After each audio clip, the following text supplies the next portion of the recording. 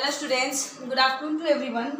बेटा previous video से हम क्या स्टडी करते हुए हैं, application of the biotechnology in medicines. ठीक है, मेडिसिन्स के अंदर किस तरीके की रिकम्बिनेंट थेरेपेटिक ड्रग्स बनाई गई थी बायोटेक्नोलॉजी को यूज़ करके, उनके बारे में हम डिस्कस कर रहे हैं one by one.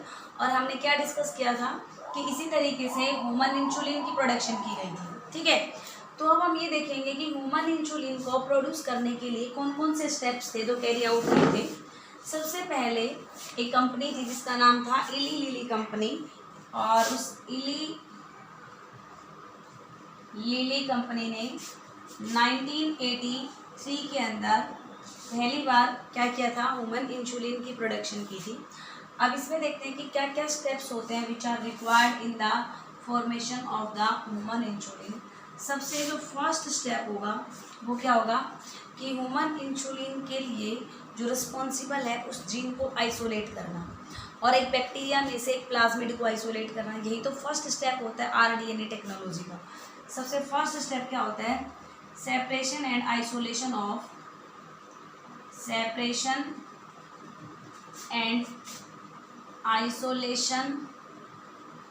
Of gene responsible for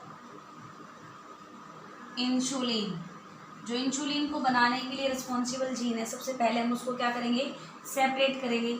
और उसके सेपरेशन के लिए बेटे क्या स्टेप्स हैं वो आपको रिकम्बिनेंट डीएनए टेक्नोलॉजी के प्रोसेस में जो आपको बताया हुआ है वही सेम स्टेप रहेंगे कि हम एक सेल को डिग्रेड करते हैं, उसकी सेल वॉल को पहले डिग्रेड करेंगे, फिर उस सेल को हम न्यूक्लियस को सेंट्रीफ्यूगेशन की हेल्प से न्यूक्लियर मेम्ब्रेन को ब्रेक डाउन करेंगे, फिर हम जो होमोजेनाइज मिक्सचर को हम एक्सट्रैक्ट करेंगे, उसको बहुत सारे एंजाइम से हम कट करते हैं। जैसे कि मान लो बहुत सारे एंजाइम से उस पर अप्लाई करेंगे लाइक अमाइलेज, और उसके बाद प्रोटीएज, डीएनएज, तो सारी चीज़ें डिग्रेड हो जाएंगी। सिर्फ क्या इंटैक्ट रहेगा, डीएनए, और डीएनए को चिल्ड इथाइल अल्कोहल की हेल्प से हम उस डीएनए को एक्सट्रैक्ट करेंगे। ठीक है, हमने डीएनए को आइसोलेट किया। देन इसी डीएनए को हम क्या करते हैं, with the help of A restriction endonuclease enzyme. Suppose करो कि हमने ये हमारे पास एक डीएनए है, और उस डीएनए में ये वाला जीन है, इतना gene which is responsible for the insulin formation, इसको हम कट करेंगे।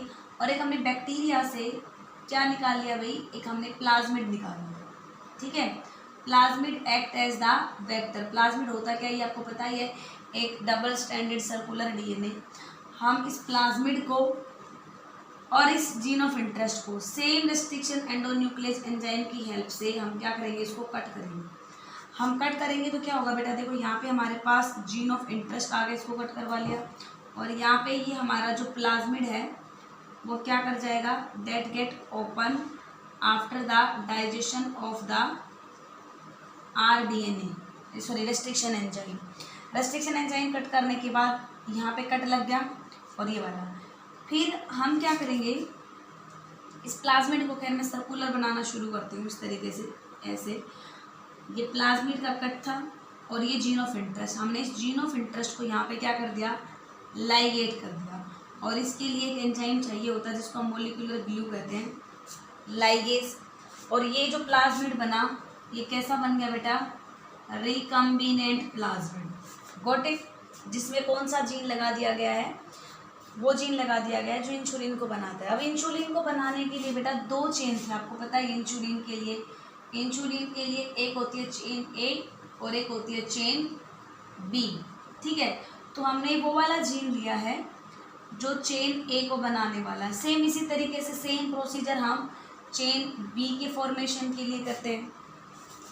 तो यहाँ पे किसकी हेल्प से बनाया जाता है बेटा, जो इंसुलिन की फॉर्मेशन है ना वो एमआरएनए से की जाती है, और एमआरएनए के ऊपर हम रिवर्स ट्रांसक्रिप्शन करते हैं। एमआरएनए से हम डीएनए की फॉर्मेशन कराते हैं। सबसे पहले हम एमआरएनए बनाएंगे और फिर उससे हम डीएनए की फॉर्मेशन करते हैं, तो इस तरीके से की जाती है। फिर हमने रिकम्बिनेंट प्लाज्मिड लिया।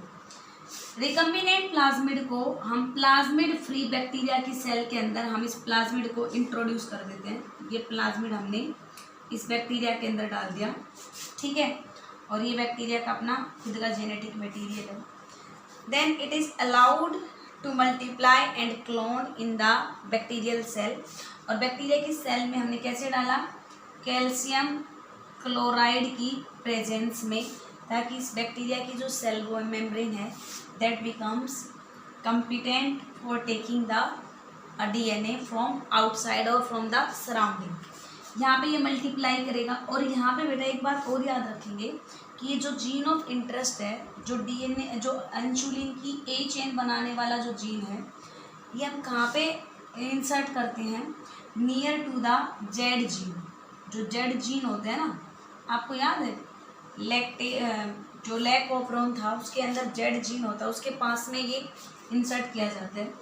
तो यहाँ पे क्या करेगा? इंसर्ट करने के बाद यहाँ पे इस तरीके से एक्सप्रेस करेगा, ये इंसुलिन की चेन ए बन गई, but it remains associated with the beta galactosidase. ये इंसुलिन की चेन ए बनी और ये बीटा गैलेक्टोसिडेज के साथ में अटैच्ड रहेगी, because this Z gene is responsible for the synthesis of the beta galactosidase enzyme. फिर इसके बाद क्या किया जाएगा बेटा? साइनोजन ब्रोमाइड से ट्रीट किया जाएगा। इसे क्या करने के लिए? साइनोजन ब्रोमाइड से क्यों ट्रीट करते हैं? ताकि हम इस ए चेन को बीटा गैलेक्टोसिडेज से सेपरेट कर दें। इन द सेम वे हमने ए चेन बनाई and in the same way we synthesise the B chain, और इन दोनों चेन को हम आपस में जोड़ देते हैं और इससे जो इंसुलिन प्रोड्यूस होगा that is similar to the human insulin which is known as Humulin, जिसे हम क्या नाम देंगे? होम्योलिन। तो ये स्ट्रक्चरल डिस्क्राइब किया है मैंने, स्ट्रक्चरली कि किस तरीके से हम इस प्रोसीजर को फॉलो अप करते हैं। यही सब बातें अगर हमें लिखनी हो तो हम किस तरीके से राइट डाउन करेंगे? सबसे पहले we separate and isolate the gene which is responsible for the synthesis of किसके लिए? Insulin. Then this gene is isolated, या लिखेंगे this DNA as well as plasmid both are cut by same REN।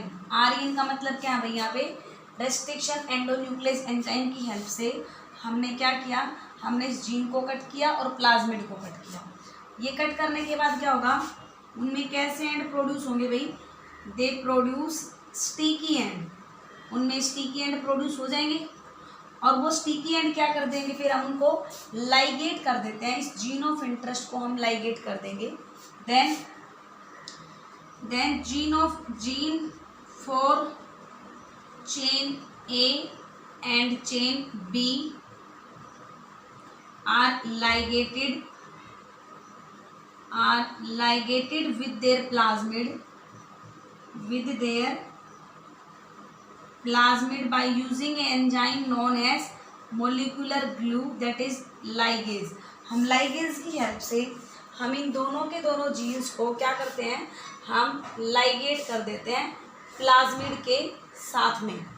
हम same procedure apply करें बेटा, जो मैंने अभी डायग्राम डिस्क्राइब किया था वो सेम होगा चेन ए के लिए और चेन बी के लिए। अब यहाँ पे मैंने आपको क्या बताया था कि जो जीन है वो कहाँ पे इंसर्ट किया जाता है? Near to the Z gene. ठीक है, इसमें हम क्या लिखेंगे? The gene for insulin chain is inserted in the plasmid. कहाँ पे? Adjacent to the Z gene. Z gene के पास में हमने उस जीन को क्या कर दिया बेटा? एडजेसेंट कर दिया। और इसके बाद क्या होगा? इट प्रोड्यूस, नेक्स्ट क्या होगा? अब जीन ऑफ इंटरेस्ट हमने प्लाज्मिड में डाल दिया। यहाँ पे हमने एक छोटा सा जीन कट किया था और यहाँ पे प्लाज्मिड कट किया था, इसको इसके अंदर डाल देंगे तो ये प्लाज्मिड कैसा बन जाएगा? It becomes recombinant plasmid। then it produce recombinant DNA in the form of plasmid। कि भाई वो रिकम्बिनेंट डीएनए किसमें बना है, प्लाज्मिड में। प्लाज्मिड क्या है, plasmid is nothing else, it is a circular DNA. और वो डीएनए कैसा बन गया, रिकम्बिनेंट बन गया, बिकॉज हमने उसके अंदर जीन ऑफ इंटरेस्ट है वो इंसर्ट करवा दिया। ठीक है, कहाँ पे इंसर्ट करवाया, इसके जेड जीन के पास में। अब इस रिकम्बिनेंट प्लाज्मिड को हम प्लाज्मिड फ्री इकोलाई सेल के अंदर इंसर्ट कराएंगे। Now this recombinant plasmid is allowed to replicate in the E. coli cell। E. coli की सेल के अंदर हम उसको रेप्लिकेट करवाएंगे एंड इट बिकम्स पॉसिबल। और इसको कैसे पॉसिबल बनाया जाता है, इन द प्रेजेंस ऑफ, किसकी प्रेजेंस में भाई, हम इस प्लाज्मिड को ई कोलाई की सेल के अंदर डालते हैं, in the presence of calcium chloride. Calcium chloride की प्रेजेंस में हम उस सेल के अंदर उस रिकम्बिनेंट प्लाज्मिड को इंसर्ट करवाते हैं। आपको पता ही है कि होस्ट की सेल को कॉम्पिटेंट बनाया जाता है बाहर से एक डीएनए लेने के लिए, वो कैल्शियम के डाइवेलेंट आयन की प्रेजेंस में, और उसको आइस के साथ में इंक्यूबेट करा के, फिर हीट शॉक दे के, फिर आइस में इंक्यूबेट करा के, इस तरीके से हमने प्रोसीजर बताया था। तो यहाँ पे मैंने क्या बताया कि कैल्शियम क्लोराइड की प्रेजेंस में हमने उस प्लाज्मिड को, उस रिकम्बिनेंट प्लाज्मिड को ई कोलाई की सेल के अंदर डाल दिया।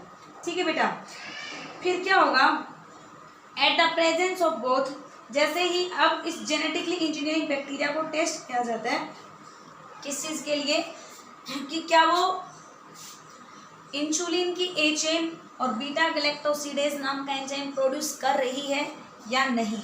तो इसके लिए हम पहले उसको इंश्योर करेंगे। जैसे ही ये इंश्योर हो जाए कि वो इसकी फॉर्मेशन कर रही है, फिर हम उस बैक्टीरिया को लार्ज स्केल पे ग्रो करवाते हैं बायोरिएक्टर के अंदर। समझ में आ रही है ना सारी बातें। सबसे पहले हमने क्या कि हमने एक जीन लिया, उस जीन को कट कराया, प्लाज्मिड को कट कराया, जीन को प्लाज्मिड में डाला, प्लाज्मिड रिकम्बिनेंट बना, रिकम्बिनेंट प्लाज्मिड को बैक्टीरिया में डाला, किसकी प्रेजेंस में डाला, कैल्शियम क्लोराइड की प्रेजेंस में डाला। यहाँ तक मैंने बता दिया। अब नेक्स्ट क्या होगा, now genetic engineering bacteria is tested for the formation of, next क्या होगा, now genetically engineered bacteria is tested for production of, किसकी प्रोडक्शन के लिए वो इंश्योर किया जाता है बेटा, फॉर्मेशन ऑफ फ्यूजन पॉलीपेप्टाइड। उसको किस चीज के लिए टेस्ट किया जाता है बेटा, for the production of fusion polypeptide chain, fusion polypeptide, जिसके पास क्या क्या प्रेजेंट होगा बेटा, that consist of insulin chain and beta galactosidase enzyme. क्योंकि जेड जीन था वो ये बनाएगा, और जो हमने जीन डाला था वो इंसुलिन की ए चेन बनाएगा। जब ये कंफर्म हो जाए कि उस बैक्टीरिया से ये दोनों चीज़ प्रोड्यूस हो रही है, उसके एश्योरेंस के बाद इस बैक्टीरिया को मल्टीप्लाई करवाया जाएगा और उसकी काफ़ी सारी कॉपी बनाई जाती हैं in the bioreactor. when it ensure, जब ये इंश्योर हो जाए, then bacteria is allowed to multiply in a bioreactor at a large scale। Large scale पे मल्टीप्लाई करने के लिए उसको बेटा अलाउ किया जाता है कि लार्ज नंबर में वो बायोरिएक्टर के अंदर मल्टीप्लाई करे, और फिर उसमें से जो भी मीडियम है उसको रिप्लेनिश्ड किया जाएगा, उसमें से इस इंसुलिन की चेन को एक्सट्रैक्ट किया जाता है। Then medium is replenished and insulin chain is extracted। और इंसुलिन की चेन को एक्सट्रैक्ट करने के लिए किस तरीके से, किससे ट्रीट किया जाएगा, पहले आपको पता है कि इंसुलिन की चेन तो बीटा गैलेक्टोसिडेज के साथ में क्या कर रही है, फ्यूज्ड है।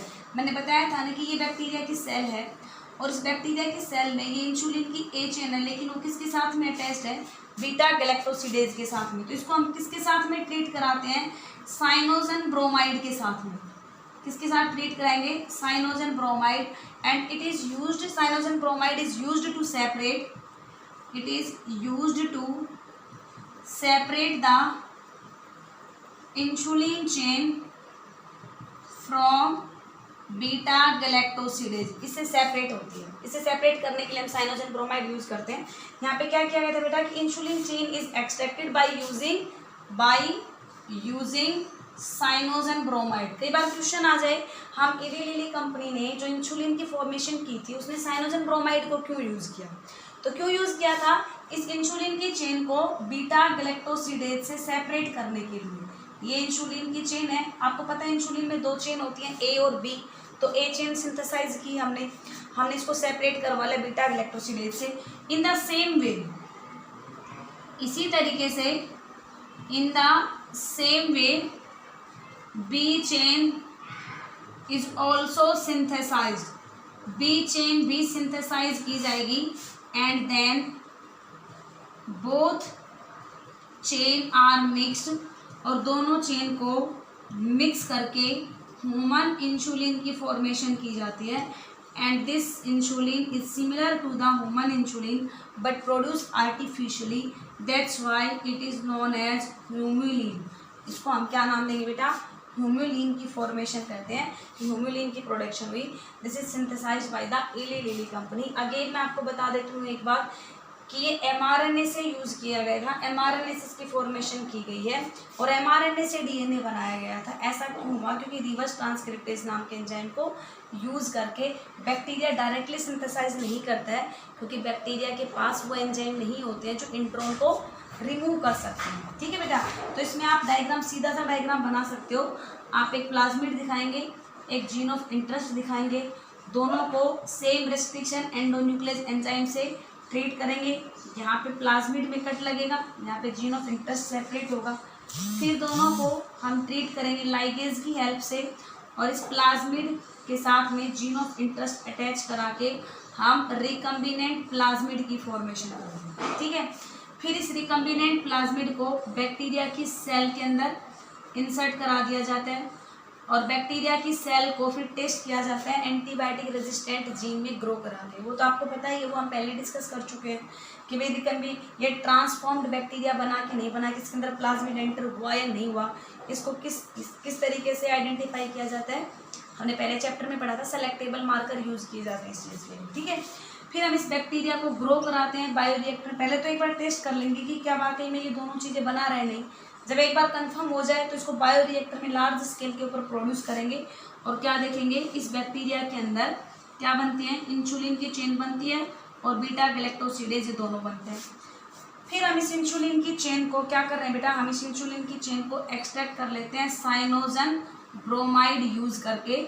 इस चेन बीटा गैलेक्टोसिडेज को अलग कर लेंगे और चेन को अलग, ऐसे एक दूसरी चेन भी बना ली जाती है, दोनों को मिला के और हमें ह्यूमन इंसुलिन की फॉर्मेशन कर देते हैं, which is known as Humulin.